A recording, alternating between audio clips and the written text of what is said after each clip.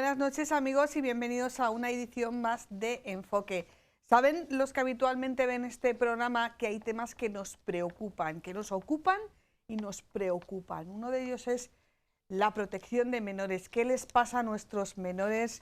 ¿Qué herramientas tienen en sus manos que pueden hacer que su crecimiento emocional, profesional, vital se vea alterado? ¿Y en qué medida la sociedad es cómplice o es proclive de determinadas conductas? Hoy hablamos de los menores en Enfoque. La Fiscalía General del Estado ha denunciado un notabilísimo y preocupante ascenso de las agresiones sexuales cometidas por menores de edad en su memoria anual relativa a 2022. El Ministerio Público investigó 974 casos frente a los 668 registrados en 2021, lo que supone un aumento del 45,8%. Los delitos sexuales cometidos por menores crecieron en 2022 un 14,1% respecto al año anterior. Un total de 501 menores de 18 años han sido condenados como autores de 636 delitos. Además, 389 de estos delitos fueron agresiones y abusos sexuales a menores de 16 años. Además, en España hubo 3.201 adultos condenados por delitos sexuales, un 0,2% más que en 2021. Uno de cada 5 víctimas tenía menos de 16 años. Así lo ha revelado este lunes la estadística de condenados que ha hecho pública el Instituto Nacional de Estadística. Crecen estos delitos entre niños y adolescentes. Es algo de lo que lleva tiempo alertando la Fiscalía. El principal delito entre los adultos es el abuso sexual, con 1.458 delitos en 2022. Le siguen el abuso y agresión sexual sobre menores de 16 años, con 762 delitos. Luego está prostitución y corrupción de menores, 599 delitos, y después se sitúan las agresiones sexuales, 508. De estas, 46 fueron violaciones. La preocupación sobre el incremento de denuncias por acoso y agresión sexual entre menores está en la calle, en las comunidades educativas, entre los padres y también entre los jueces, fiscales y todos aquellos profesionales que trabajan cada día para eliminar estas conductas. El juez decano de Toledo y de Menores entiende que es mucho trabajo y el empeño que desde todos los ámbitos se está haciendo por eliminar estas conductas, pero hay que hacer más y desde muchos más ámbitos. La Fiscalía de Toledo es la única que rompe la tendencia nacional al alza en este tipo de delitos. Durante el año 2022 disminuyeron en su área de jurisdicción, a pesar del incremento en medios de las campañas de sensibilización y comunicación, de la coordinación entre padres, profesores, trabajadores sociales, policía y judicatura. Estos datos llevan a una reflexión más profunda sobre el uso y la aplicación de las nuevas tecnologías en el día a día de los más pequeños.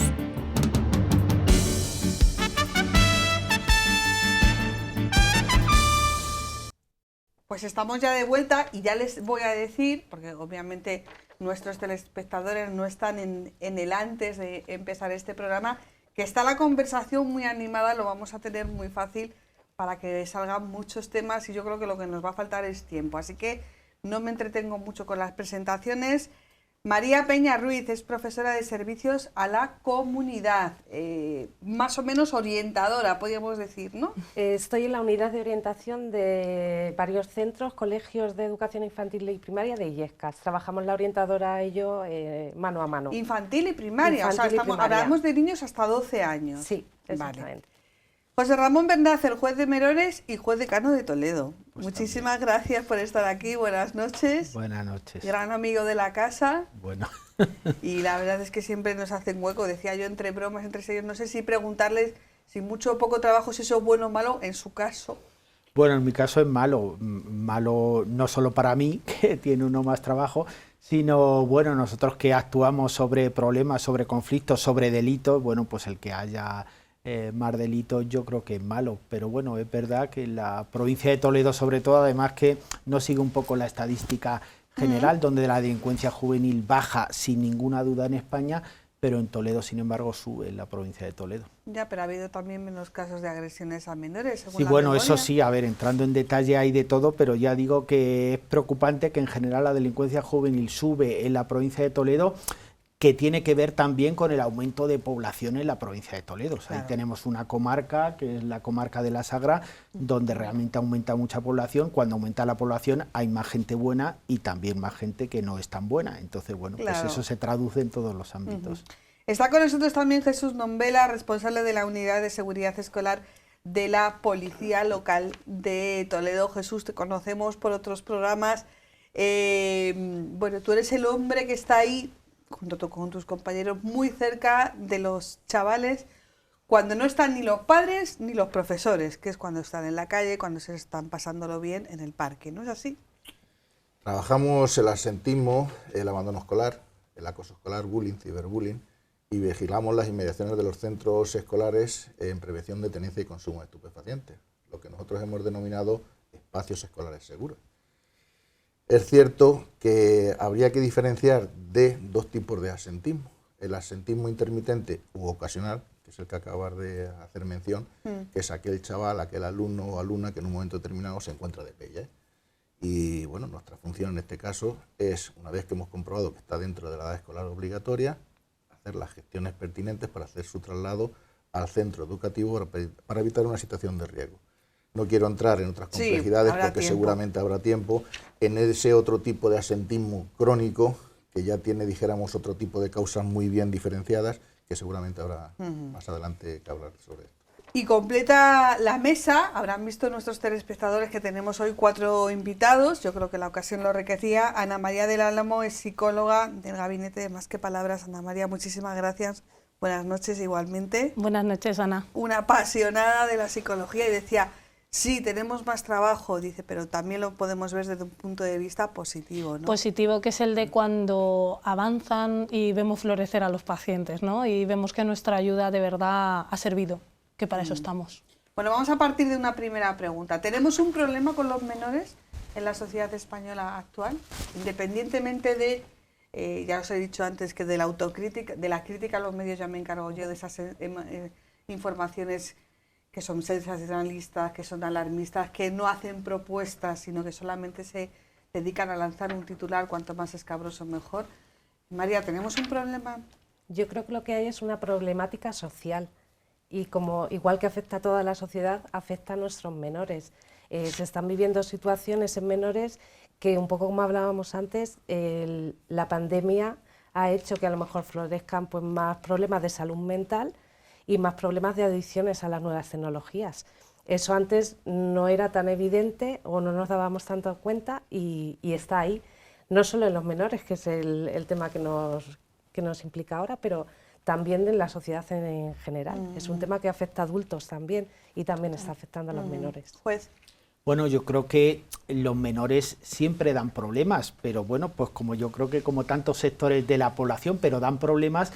Esa es un poco la vertiente negativa. La vertiente positiva es que los menores necesitan protección, necesitan atención, entonces, bueno, pues por eso quizás generan problemas, igual que las personas mayores pues tienen sus problemas, otro tipo de problemas que hay que atender. Entonces, yo en ese aspecto sí querría desdramatizar un poco, de decir, es que es un problema, los menores en general son un problema. No, hombre, tienen sus problemas y tienen sus cosas maravillosas. Lo que yo creo que es una obligación de la sociedad, cuidar a esos menores en general, sobre todo en el aspecto de que esos menores, lo que debemos cuidar los adultos es que lleguen a ser unos adultos sanos en todas las facetas de su persona. Entonces, bueno, pues ese es el compromiso que tenemos que tener los demás.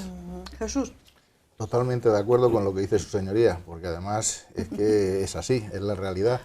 El tema de los menores no solamente atañe en el ámbito educacional al profesor de turno, en el ámbito familiar, en el ámbito policial, inclusive. Los menores son el futuro, son los que van a mover este país. Y os voy a decir algo.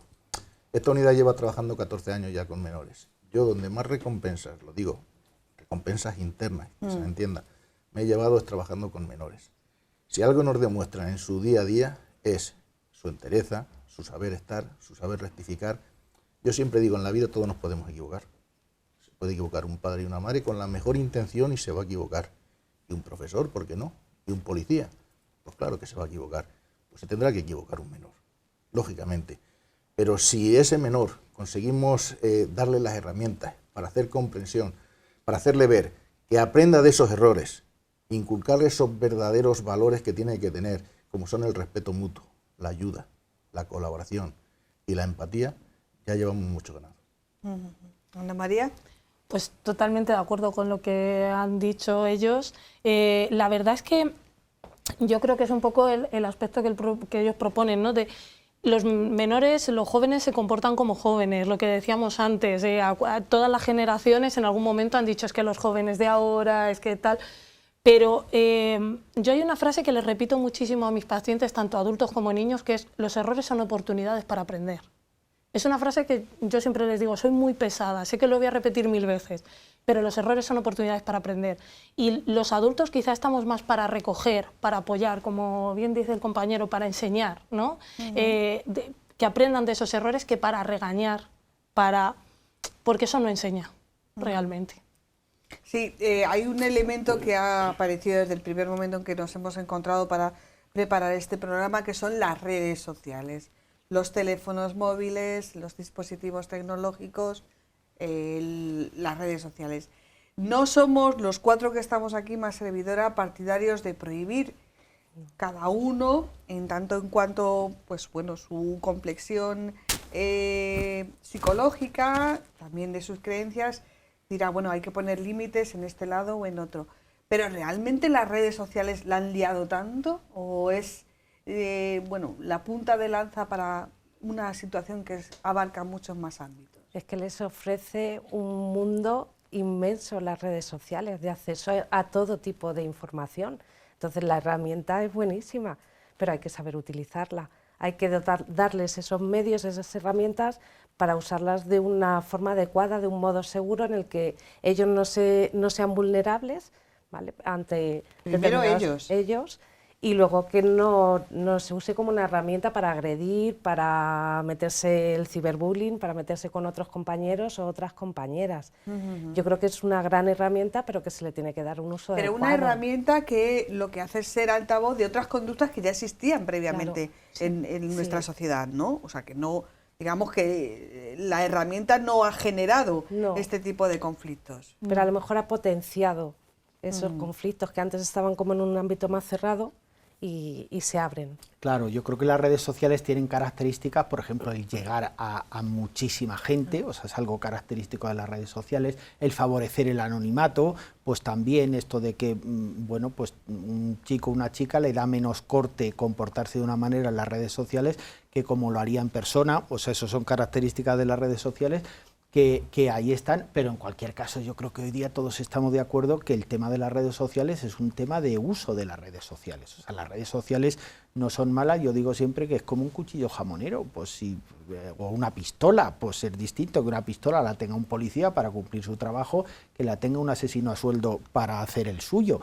Entonces es cuestión de uso, está claro. Por eso ya digo que no es cuestión de demonizar a los jóvenes porque usan las redes sociales, lo que harán es un mal uso de las redes sociales, que también lo pueden hacer los adultos y lo hacen, y entonces lo que habrá que trabajar es sobre eso, sobre aprender a usar esas herramientas. ¿Hasta qué punto, por ejemplo, las redes sociales, el mal uso, mejor dicho, de las redes sociales tienen una implicación en muchos de los casos que tratáis vosotros, Jesús? Pues mira, nosotros en las charlas preventivas que impartimos en centros educativos es curioso, pero lo que nos encontramos es, primero, que cuando preguntamos al alumno, bueno, ¿quién es más conocedor de las redes sociales? ¿Tú, tu padre, tu mamá? Tal. Levantar la mano, todos levantan la mano, que ellos son los principales conocedores en el ámbito familiar, ellos son los que la dominan, ellos son los que controlan. Entonces la siguiente pregunta es, entonces, ¿harías caso de algún consejo que te diera tu padre o tu madre en tema de uso de redes sociales? La mayoritaria es, ¿qué va? No, si yo el que lo controlo soy yo. Siguiente pregunta, ¿qué crees que puede tener tu padre o tu madre para que, aún sin ser un gran conocedor de las redes sociales, pero a lo mejor sí que tengas que escucharle?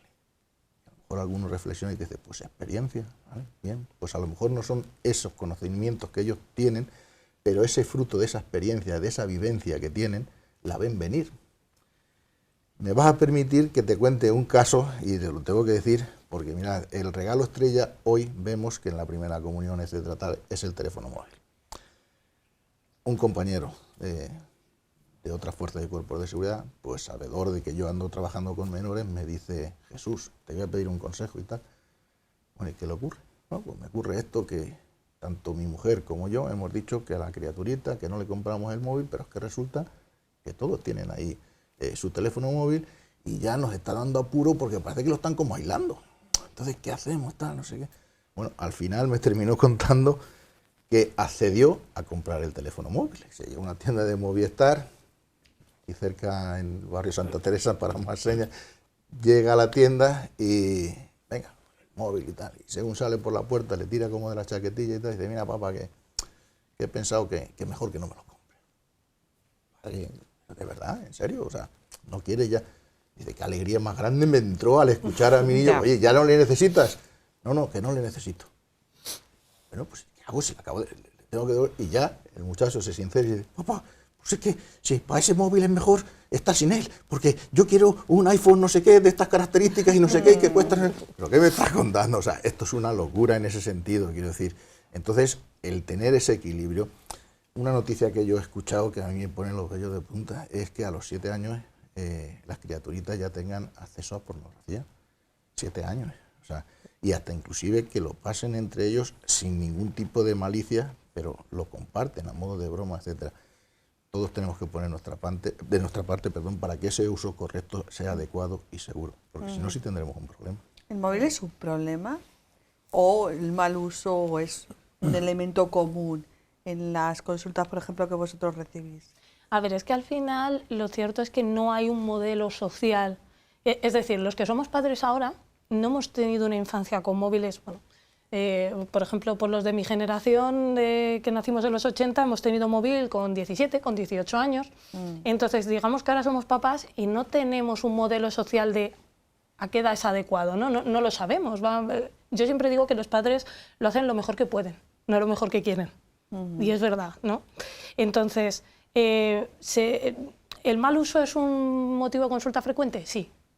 Pero muchas veces tampoco tenemos que demonizar. Es lo que hablábamos antes. Vamos a usarlo como un aliado, vamos a usarlo como un recurso. Y al final, si yo prohíbo, no estoy dejando que mi hijo desarrolle su responsabilidad para hacer uso de ese recurso. Y yo no quiero que mi hijo diga sí y acate prohibiciones. Yo lo que quiero es que sepa ser responsable por sí mismo, que sepa diferenciar hasta qué punto está bien y hasta qué punto está mal. Y para eso me tengo que mojar más. No tengo solo que no comprar el móvil. Es que a lo mejor lo compro, pero tengo que estar ahí. Y eso es lo complicado. Yo creo que ese es el reto que tenemos los padres hoy en día. Asienten. No sé si... Totalmente de acuerdo. Su señoría, como le llama Jesús, en calidad tanto de juez como de padre. María no es madre, pero sabe de lo que habla, ¿no? Sí, porque por desgracia muchas veces están muy solos. Hay muchos niños y muchas niñas que pasan muchas horas, muchas tardes solos en casa, con una cantidad de dispositivos móviles a su alcance, en el que no hay nadie que controle ese uso que están haciendo. Está el control parental, pero es que hablas con los chicos y se lo saltan. Es que nos dan 1000 vueltas en la tecnología, como ha dicho. Yo después de la universidad fue cuando tuve el primer móvil. El uso que le damos, aunque estemos en redes, es distinto al que le da la juventud, que además el estar en redes, el tener muchos amigos, el tener muchos likes, es como una forma de prestigio social. Sí. Entonces tienen todavía mucha presión más de la que teníamos antes. Me da la sensación que llega la herramienta a su vida, como llegó a mi vida, sin manual de instrucciones, sin un curso de aprendizaje. Entonces te vas incorporando y, claro, aprendes a fuerza de ensayo y error. Y no es lo mismo aprender a fuerza de ensayo y error con 30, con 40, con 50 años, que te hackean el móvil y dices, anda, ¿cómo me ha pasado a mí esto?, que aprender a fuerza de ensayo y error con 12, con 14, con 15 años. ¿No? Claro, pero es que yo creo que para eso están los padres. O sea, yo creo que bueno, pues habría generaciones, nuestros bisabuelos, pues vivirían en pueblos o en ciudades pequeñísimas donde todo el mundo iba andando y todo el mundo se conocía y había un control social de todo y ya está. Y a la siguiente generación pues ya había que coger un autobús para ir al colegio, o los padres entraban a trabajar antes, o trabajaba la madre y entonces pues los chicos se tenían que buscar un poco más la vida. O sea, lo que es adaptarse a las circunstancias, pero sobre todo yo creo adaptarse los adultos. Yo creo que muchas veces también responsabilizamos a los jóvenes y a los menores de un mundo en el que ellos no tienen ninguna capacidad de decisión. O sea, parece que uno dice, hoy cómo nos han salido los menores ahora, como si brotasen del suelo, y decir, nos ha salido una partida de menores en esta sociedad que son horribles. Y decir, es que a lo mejor los horribles somos nosotros, los que no hacemos las cosas bien somos nosotros, que son los que tenemos capacidad para decidir en nuestra familia, para decidir en nuestra sociedad, para decidir en nuestros colegios. Si es que ellos al fin y al cabo, ¿qué hacen? Pues son como son, irreflexivos, impulsivos, pues propio de ser un menor y un adolescente, una persona no madura, pero por lo demás están en un mundo en el que ellos no tienen ningún control sobre ese mundo. Entonces, bueno, pues yo insisto un poco eso, en qué responsabilidad de los adultos, y quizás es cierto que a lo mejor se ha avanzado mucho en ciertas cosas durante estos años y eso nos exige mucho a los adultos. Bueno, pues pongámonos las pilas los adultos. Esto no va a gustar, ¿eh? Porque normalmente cuando hablamos de estos temas siempre la culpa es como el aceite, se expande, viene horizontal, viene en vertical, pero nunca te salpica a ti, ¿no? Y entonces esto es algo que a la sociedad le cuesta asumir, que es responsable, no es esto es culpa de los de arriba, esto es culpa del vecino de al lado, esto es culpa de las nuevas tecnologías, esto es culpa de las leyes, que están hechas como están las leyes. Cualquier cosa menos asumir nuestra propia culpa. De eso sabéis algo, ¿no? Y si me permites un inciso, Ana, con lo que estás diciendo de la culpa y de lo que estáis hablando de la responsabilidad, al final, si yo no asumo mi responsabilidad, estoy muy cómodo, porque no tengo responsabilidad, pero tampoco tengo herramientas para cambiar nada. Si yo pongo toda la responsabilidad afuera, como tú dices, en las leyes, en el menor, en no sé qué, al final, como padre, no puedo cambiar nada, porque me he quitado yo sola las herramientas. Si no tengo responsabilidad, no puedo hacer nada. Entonces yo creo que también es un poco lo que decimos, un cambio de chip de los adultos, y que si esto ha avanzado muy rápido, tenemos que buscar la forma de adaptarnos. Muy interesante. Hablábamos antes de una cuestión que, por ejemplo, sí que se maneja en casa, o que se debería de manejar en casa, o por lo menos la buena educación, hablar bien. Decías antes que con niños de 11 y 12 años trabajáis en el sentido de que se hablan mal, se hablan de forma violenta. Sí. Y eso yo creo que no es una cursilería hablar bien. Y o sea, lo que aquí usan... bueno, yo digo tacos, no sé si vosotros, pero yo digo tacos. Pero yo creo que todos nos entendemos cuando decimos hablar bien, hablar con respeto. Y lo malo es que lo usan de una forma, ese tipo de lenguaje muy normalizado. No lo ven como una falta de respeto, que es la dificultad. Hablábamos de a lo mejor la diferencia generacional, pero sí que es cierto que aunque a muchos de ellos no les afecte, sí que hay una parte que de chicos y de chicas que les afecta cuando les hablan mal. No lo muestran a lo mejor, pero sí que si nos estamos insultando, si nos llamamos menos bonito de forma habitual y les dices, pero ¿por qué le has dicho eso? No, si somos amigos. Precisamente por eso, si sois amigos, ¿por qué os habláis así?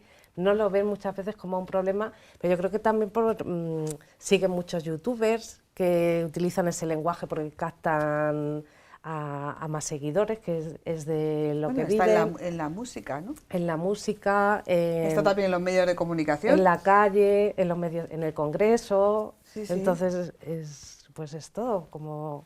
¿Tú lo has notado, normal. Ramón? Sí, a ver, yo creo que es cierto que hay ciertos valores o virtudes que bueno, que no se llevan de una manera o de otra. O sea, a mí me sorprende mucho cuando vas a Madrid, te montas en el metro y los asientos reservados a ancianos, a embarazadas y tal, pues ahí está sentado cualquiera y ni se le ocurre levantarse. De hecho, quien se levanta pues son personas mayores ya de una cierta edad, que llega un anciano y se pone de pie y demás. A la gente más joven joven ni se le ocurre levantarse, pero yo creo que de verdad que no es por maldad, sino que es que, bueno, pues ya nos hemos acostumbrado a eso, es decir, y ya está, y con el lenguaje pues pasa mucho lo mismo. Luego después hay mecanismos que no dejan de ser curiosos, donde confundimos a veces el ser sincero con ser grosero, de decir, no, es que yo te puedo decir que, uy, tú qué gordo estás, y es que soy así, que soy muy sincero. Pues no, hombre, a lo mejor eres un poco mal educado, porque hay ciertas cosas que aunque sean verdad, pues no es para que lo digas en ciertos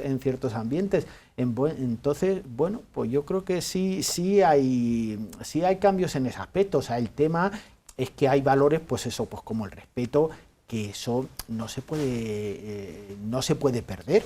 Una cosa es que ya no se lleve el abrir la puerta para que pase otro. Bueno, pues vale, ciertas normas de urbanidad que nos parecen un poco del pasado, eso ya lo hemos perdido, bueno, vale, pero el respeto, la buena forma. Yo comparto también la idea de que es que todos nuestros referentes, empezando, has hablado del Congreso así como suavecito, pero a mí me parece importante, o sea, a mí me parece importante que quien debería ser ejemplos públicos en muchos aspectos, ejemplo de conducta, de vida, de formas, pues parece eso, que a lo que te dediques sea a crear por ejemplo, polémica. Yo he visto comunicados, por ejemplo, de la Guardia Civil diciendo que cada vez se respeta menos a la Guardia Civil y se ven agresiones a la Guardia Civil, algo que a mí en mi cabeza es que no me cabe. Jesús, tú que eres del cuerpo, en este caso de la policía local, ¿habéis notado una pérdida de respeto? A ver, pues en la previa, antes del inicio del programa, hablábamos también un poco del daño sanitario que ha hecho el COVID, y yo hablaba también del daño que ha hecho en cuanto a los menores al estar confinados un trimestre, pues también se ha hecho un daño a los adultos. Yo soy de los que piensa que cuando se rescinden derechos y libertades de las personas, pues de alguna manera esa opresión salta, tiene tendencia a salir. Y sí que hemos notado un antes y un después a raíz de la pospandemia. Como que una vez que ha rescindido esos derechos, cuando esos adultos estaban en vía pública, estaban en la calle, pues como que vienen de estar oprimidos y cualquier cosa que el policía o el guardia civil, una indicación o una medida correctora, una denuncia administrativa, mentira, pero en ocasiones, no voy a decir que sea algo genérico, pero una actuación meramente administrativa a lo mejor ha terminado en una agresión, en un atentado a la gente de la autoridad, finalizando con una detención. Esto es una verdadera barbaridad, algo que tiene que resolverse en el ámbito meramente administrativo. Entonces, yo creo que parte de culpa tiene que ser, o tiene que ver precisamente por esa rescisión de derechos y libertades que ha visto el ciudadano y que de alguna manera ha generado este cambio de carácter o de humor, vamos a decirlo así, porque sí que es cierto que ha sido precisamente tras la pospandemia cuando hemos notado este aumento, vamos a decir, de agresividad o de un poco enfrentamiento a las fuerzas y cuerpos de seguridad. José Ramón, es muy interesante este debate. Sí, pero yo creo que la tendencia ya venía de antes, y sobre todo los que estáis en el ámbito escolar, o sea, es lo que decimos de siempre, gente de nuestra generación, ese respeto a un profesor, a un policía, a un padre, a un juez, a un médico. O sea, yo creo que es una tendencia que ya venía desde antes. O sea, hay un fenómeno también muy claro en mi ámbito, que es el de la violencia filioparental. O sea, hijos que agreden a sus padres. Eso era un fenómeno hace 30 años, no solo inexistente, sino inconcebible. O sea, a un hijo no se le ocurría pegar a su padre, y eso no quiere decir que no hubiéramos discutido con nuestros padres un montón, pero el hecho de levantarle la mano a un padre o a una madre era algo que no cabía en los esquemas mentales de esa época. Sin embargo, ahora está ahí. O sea, yo creo que esa pérdida de respeto, que yo creo que tiene que ver un poco también.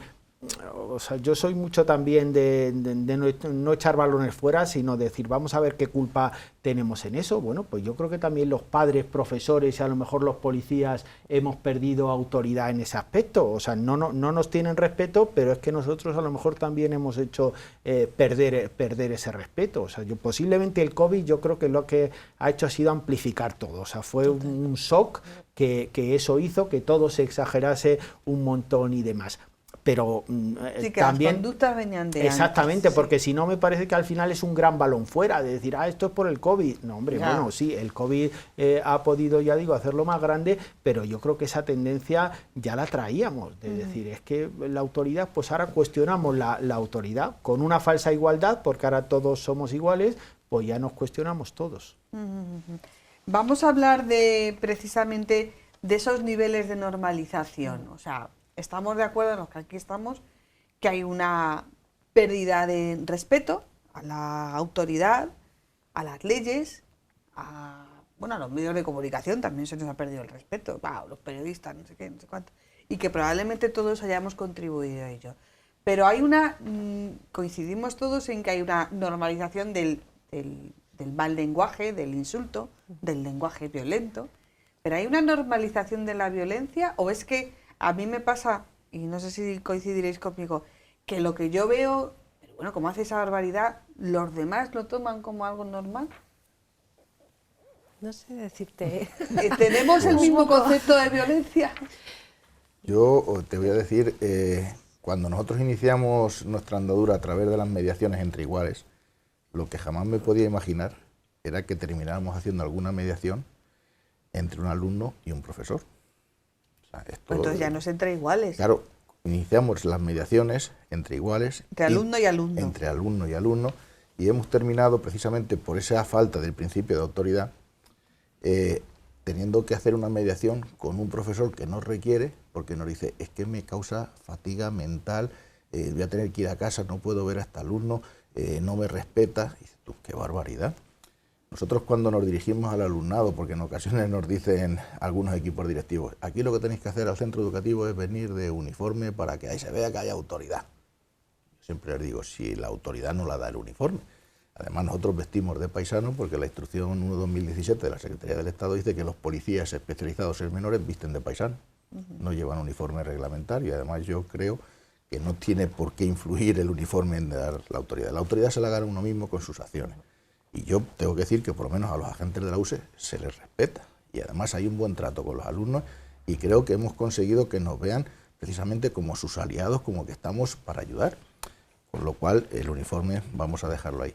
Pero tener que realizar una mediación, cuando tú le dices a un alumno, vamos a ver, tú sabes que el profesor es una autoridad pública, que hay una ley del profesorado que le da esa condición. No, el policía yo sí, o un juez, pero se te quedan como sorprendidos. O sea, no reconocen esa autoridad. Fruto de no reconocer esa autoridad, a veces surgen esos conflictos y esa mediación la hemos tenido, no en lo general, pero es que a mí me llamó la atención la primera que tuve que realizar entre un alumno y un profesor. Profesor que decía, tengo que dejar de asistir a clase. Esto no es lo habitual, pero tengo que decir que algún caso hemos tenido que tratar en este sentido. Luego el principio de autoridad está fallando.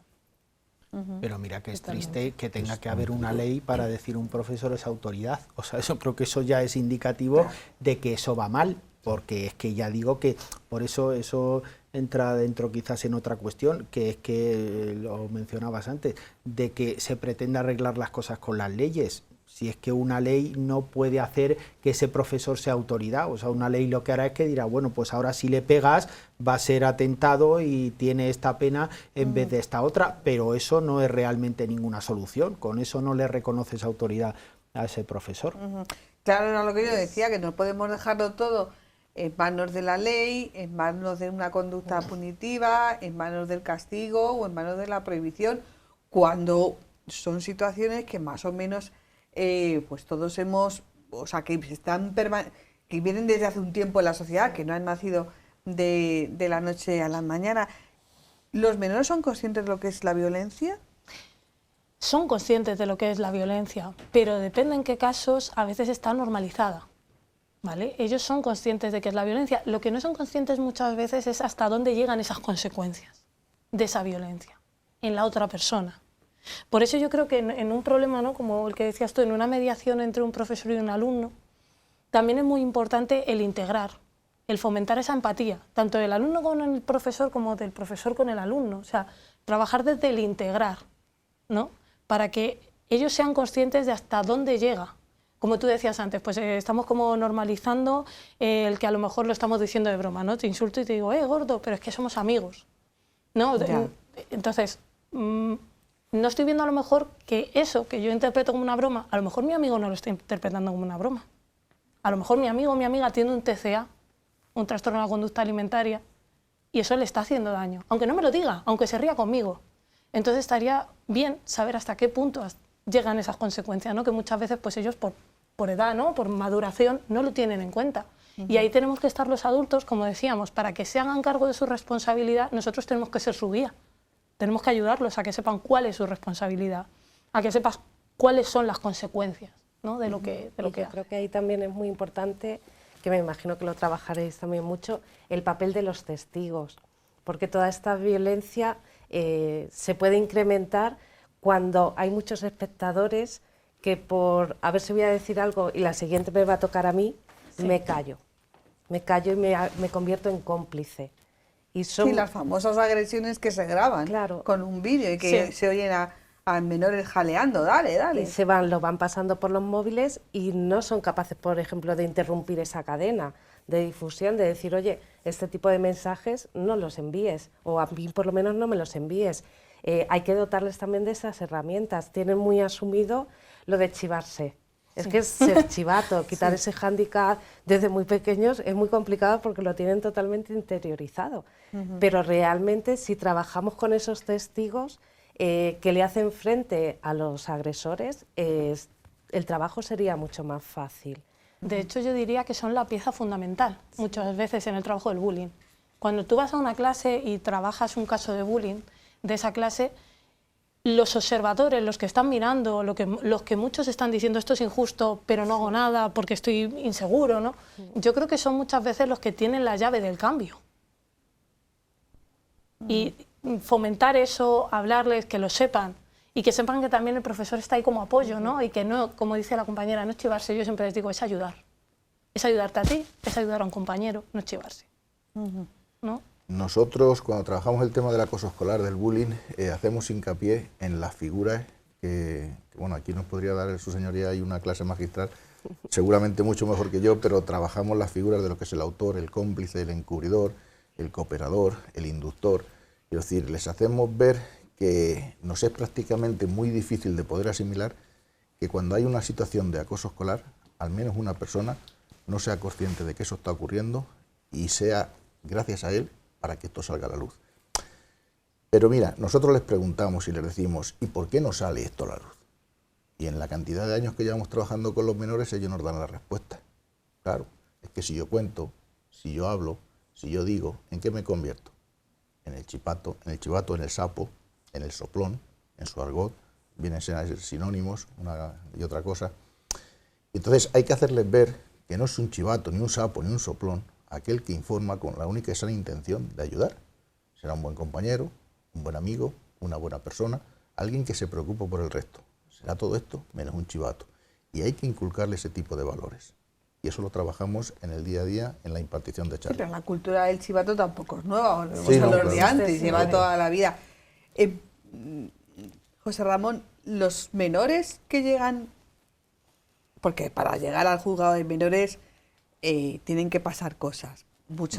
Hablando con Jesús un día, los dos, dice, muchas cosas se paran en ese nivel, otras antes se paran en el nivel de orientación, o sea que afortunadamente, bueno, hay muchas herramientas, luego podemos debatir si esas herramientas están funcionando suficientemente bien o son suficientemente eficaces, pero lo que llega al juzgado es porque ya la cosa es seria.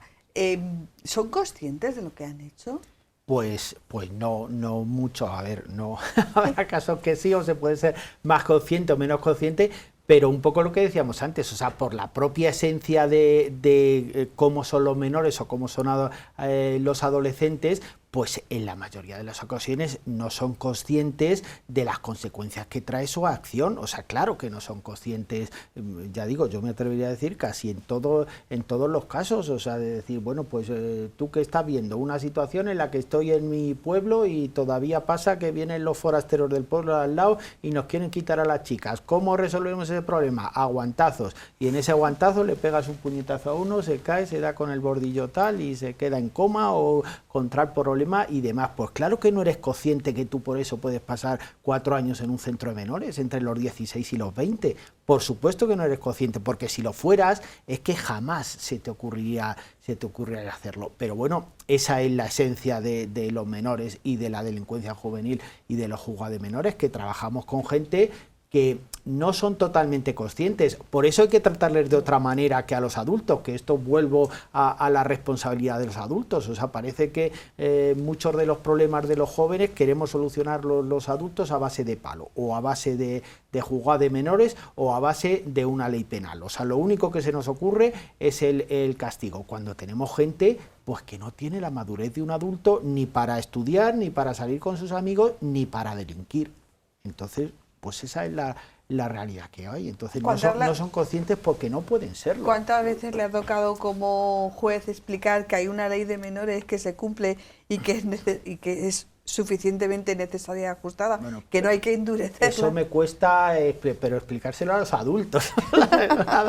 No, porque la gente piensa que a los menores no se les hace nada. Ayer mismo que tuve clase en Madrid, igual de lo que te más cuesta, gente fuera del ámbito jurídico y del ámbito de la justicia de menores, o sea, lo que más te cuesta es explicarles que la solución a los problemas de los menores no es una ley penal más dura y no es una pena, porque además yo les suelo decir también, o sea, lo que estamos haciendo es volver locos a los menores, porque si hay una característica en los menores, nosotros todos los menores que pasan por el juzgado se van, hay que hacerles un informe psicosocial de la situación familiar, social, educativa y demás. Bueno, pues hay dos características que vienen en todos los informes, que yo creo que quienes los hacen ya lo tienen ahí de modelo, que es el de la permisividad y la sobreprotección. Entonces, las familias especialmente cada vez somos más sobreprotectoras y más permisivas, pero a la vez queremos que sean más duros con ellos. Entonces, es decir, con los menores que delinquen cada vez hay que ser más duros, excepto si es mi hijo.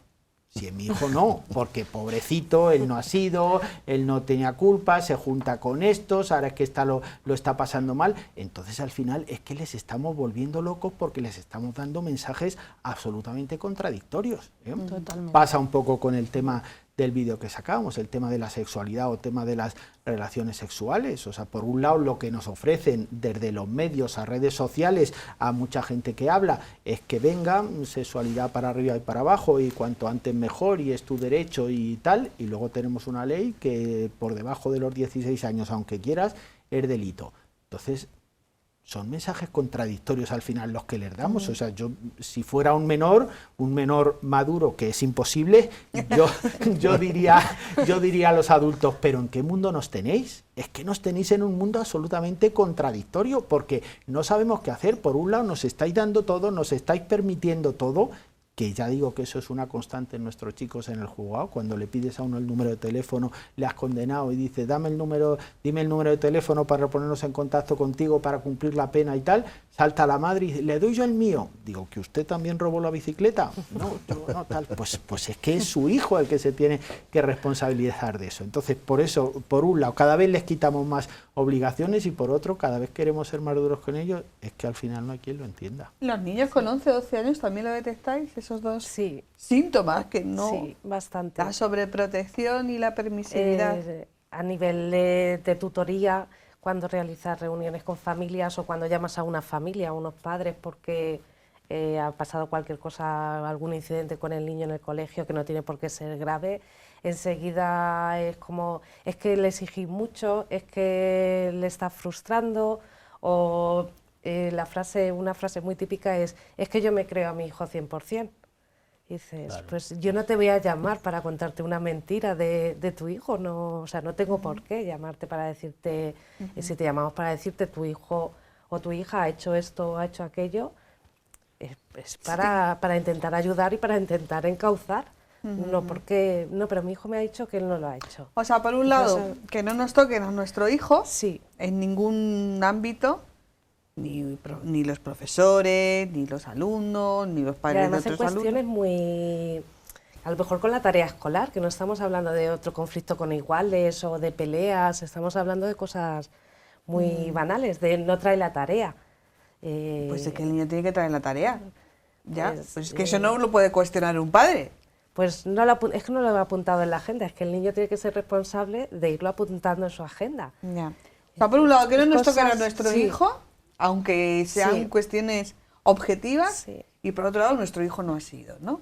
Sí. Pero al final, nuestro hijo, yo puedo como padre denunciar, me voy a poner un poquito en abogado del demonio, una situación de acoso, pero si el colegio objetivamente me la niega, yo sigo perseverando, o sea, que es que hay Se puede. Es que al final la sociedad es verdad que no es amiga de la homeostasis, no busca el equilibrio. Pasamos de un extremo a otro, Sí. ¿no? Y yo creo que hemos pasado de un modelo muy autocrático de familia en que a lo mejor los padres de ahora, muchos padres que son papás ahora dicen, yo es que no quiero ser tan estricto como han sido mis padres, entonces me voy al otro polo. Y muchas veces nuestro trabajo desde la clínica es psicoeducación a los padres, como llamamos nosotros, o sea, darle herramientas a los padres. No es ni un extremo ni el otro, vamos a buscar el equilibrio. Vamos a, como decía Jane Nelson, vamos a educar con firmeza y con cariño, porque el cariño no está reñido con la firmeza, ni la firmeza con el cariño, ¿no? Desde la disciplina positiva se plantea mucho esto y hablamos no de castigo, hablamos de consecuencias lógicas, hablamos de poner límites respetuosos. Y cuando a lo mejor, como plantea la compañera, viene una familia, es que yo a mi hijo le creo 100%, fantástico, o sea, genial, pero vamos a ver, porque al final no es que tu hijo esté mintiendo, ni la profesora tampoco. Es que están viendo a lo mejor el problema desde perspectivas diferentes. Interpreta su realidad. Entonces vamos a integrarlo. En vez de volverlos enemigos, vamos a integrar estas perspectivas y vamos a llegar a un punto medio, que es el equilibrio. ¿A vosotros los padres os creen, Jesús? Generalmente, cuando nosotros hacemos la mediación, el resultado es positivo, y lo tengo que decir así. De hecho, hay muchísimas ocasiones en las que el conflicto le inicia o le empieza gestionando el propio centro educativo y a lo mejor las gestiones son infructuosas, no llevan al resultado deseado, entonces nos requieren a nosotros para que actuemos. Y esto se nos está dando cada vez con más frecuencia. Es que de lo que estáis hablando, yo ya tengo una edad. Y bueno, no, las comparaciones son odiosas, pero yo recuerdo en mi época de estudios, total ayer mismo, un poco más, tampoco vamos a...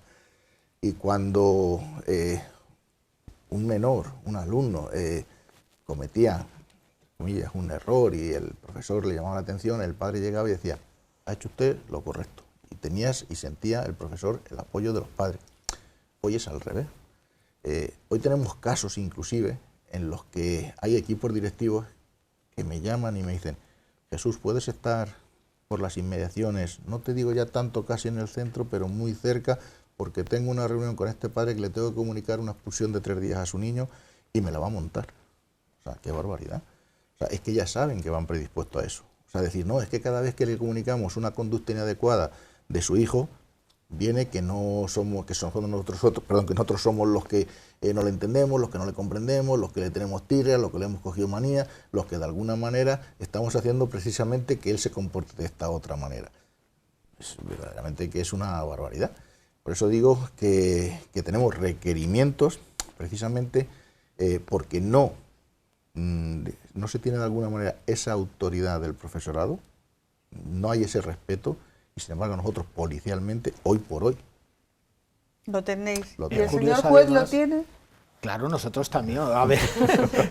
No, digo que si tienes el respeto de los padres. Sí, a ver, nosotros siempre el juzgado, digamos, que está en una posición, digamos, iba a decir de fuerza, de autoridad, que La bueno, toga o sea, yo impone. siempre la toga impone, toga. y ya digo que nosotros siempre pues tenemos a las fuerzas y cuerpos de seguridad del Estado para cumplir nuestras órdenes, lo cual es verdad que le sitúa a uno en una posición donde tú puedes decir, pues mire, esto es así porque lo digo yo y punto, que yo creo que fuera de la justicia en pocos ámbitos se podrá decir eso hoy día. Si lo extrapolamos a otros ámbitos de la justicia, bueno, sí, pero sería para otro programa. Pero ya digo que eso, bueno, estamos en una posición donde todavía se puede decir eso. Bueno, es cierto que no te falta el respeto, como desgraciadamente puede pasar con un profesor, con un médico, incluso con un policía cuando está en la calle. O sea, falta de respeto. De todas maneras, nosotros, especialmente en el juzgado de menores, lo que intentamos es hacer ver, y especialmente a los menores y a sus familias, el por qué tomamos ciertas decisiones. O sea, es verdad que un juzgado de menores formalmente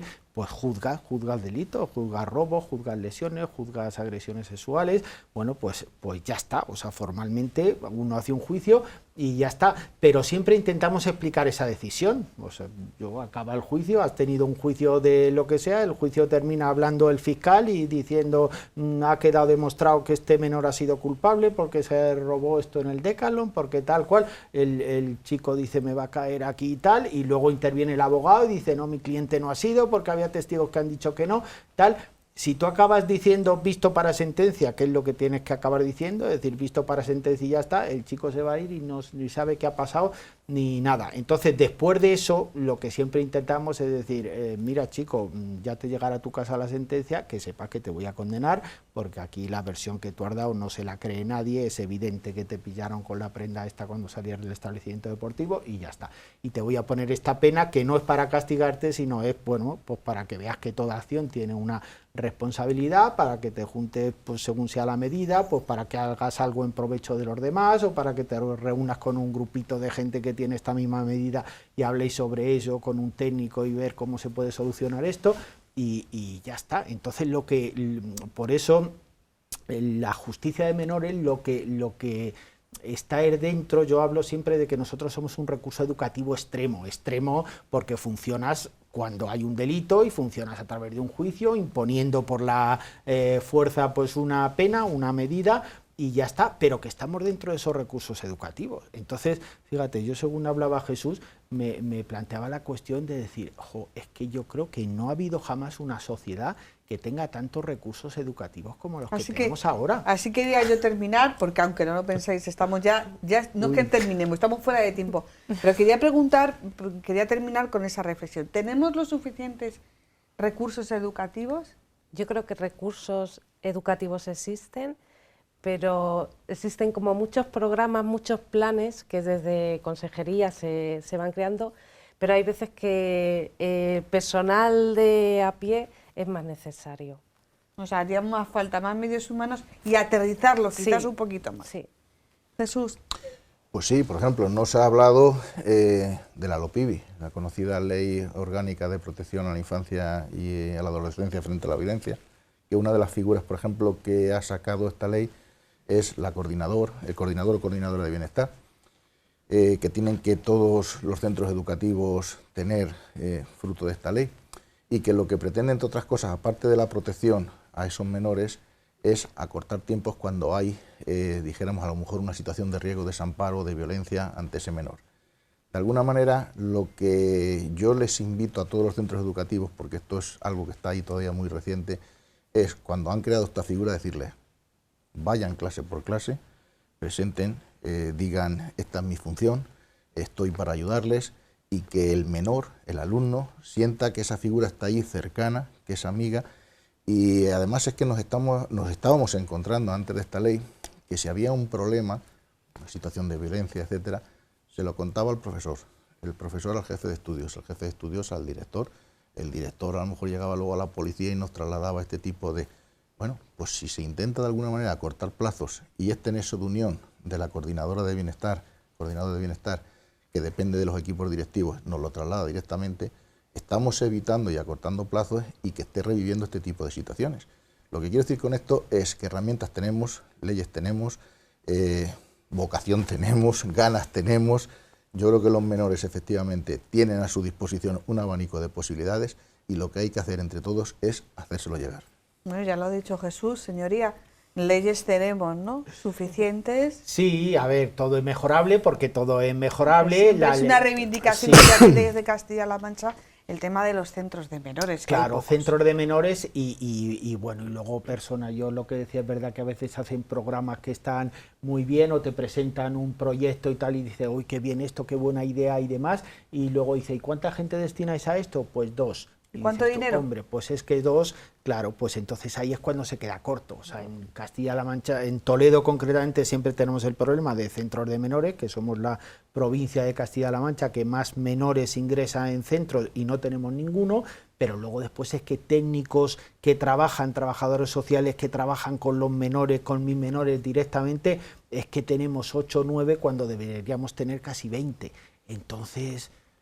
pues eso sí que es un poquito desolador, o sea, sí haría falta más gente y desde luego compromiso de las familias, porque los de fuera podemos trabajar mucho, pero si no tienes una familia que responda, nuestro trabajo siempre va a ser insuficiente, seguro. Entonces, más recursos, pero ya digo que más compromiso y más concienciación de las familias para educar a sus hijos. Y desde Más que Palabras, una última reflexión.